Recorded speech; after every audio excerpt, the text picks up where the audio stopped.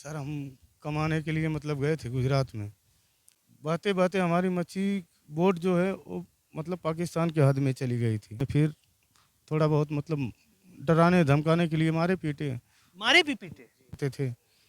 4 दिन रखे, उसके बाद में जेल में ले जाके डाल दी। कितने महीने? 27 महीने 14 दिन। हम यही कहना चाहेंगे, हम तो कभी ये सोच नहीं सकते थे कि हम भारत वापस लौट पाएंगे, लेकिन सरकार की इतना वो है कि हम लोग को भारत वापस जिंदा लेकर आया। बहुत बहुत उनका।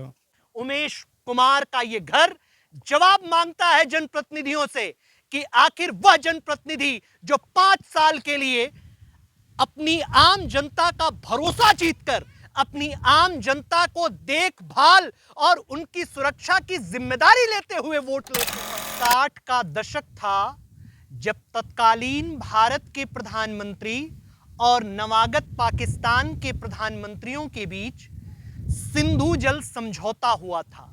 उस सिंधु जल समझौते के तहत एक लाइन कही गई थी जिसमें यह बताया गया था कि कतिपय कारणों से यदि कोई समुद्र का रास्ता लांघ भी जाता है तो दोनों देश मिलकर उसके बारे में उसका विश्लेषण करेंगे और किसी विशेष प्रकार की, यहां मेरा मतलब आतंकी गतिविधियों में अगर वह व्यक्ति सम्मिलित नहीं है तो उसे छोड़ दिया जाएगा। लेकिन आज का पाकिस्तान न इन चीजों को मानता है, न इन चीजों को जानता है। उसे इतिहास से कोई लेना देना नहीं है। इसका सफल उदाहरण और प्रत्यक्ष उदाहरण हम आपको दिखाते हैं महाराजगंज के बरगाहपुर में, जहां पर एक व्यक्ति हैं, नाम है उमेश कुमार, जो रोजी रोटी की तलाश में गुजरात गए।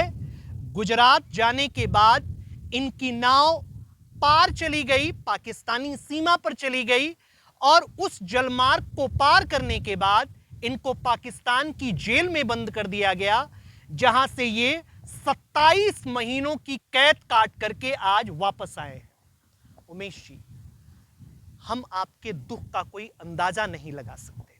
हम आपके दुख से खुद भी दुखी हैं, लेकिन हम आपके दुख को व्यक्त करने के लिए हम आपको एक मंच देते हैं। उमेश जी, कैसे आप पहुंच गए और क्या हुआ था, पूरी बात बताइए। सर हम कमाने के लिए मतलब गए थे गुजरात में, लेकिन हम मच्छी मारने का काम करते थे, तो हम बोट से जा रहे थे मतलब काम करने के लिए। तो हम लोग बॉर्डर तक मतलब जाते हैं मच्छी मारने। हमारी मशीन ख़राब हो गई थी, तो बातें बातें हमारी मच्छी बोट जो है वो मतलब पाकिस्तान के हद में चली गई थी। तो वहाँ से हमको नेवी वाले पकड़ के ले गए कराची में।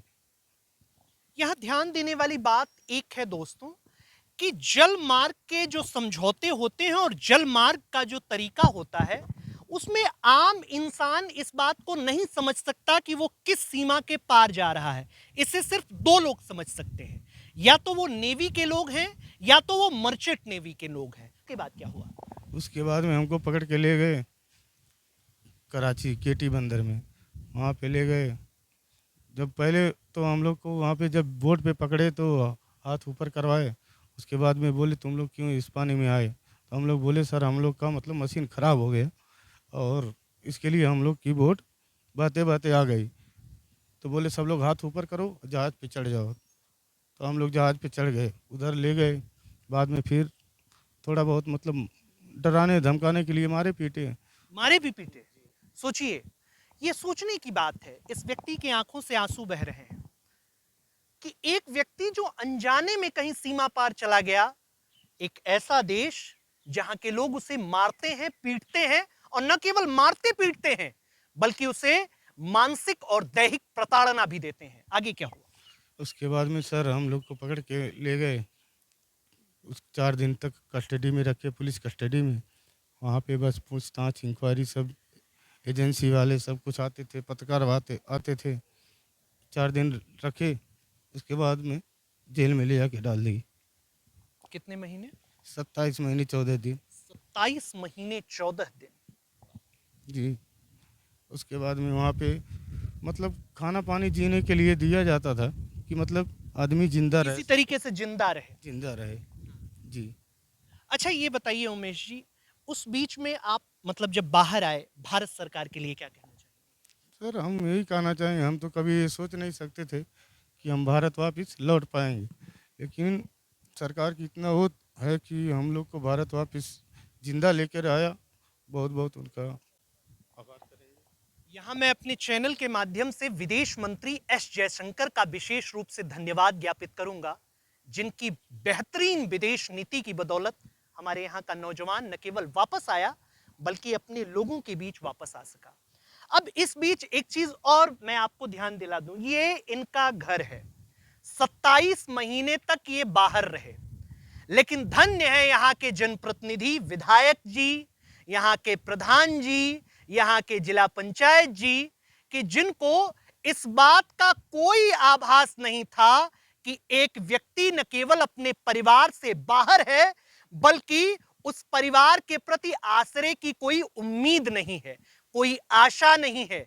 लेकिन क्या ये घर प्रधानमंत्री आवास में चयनित नहीं हो सकता था?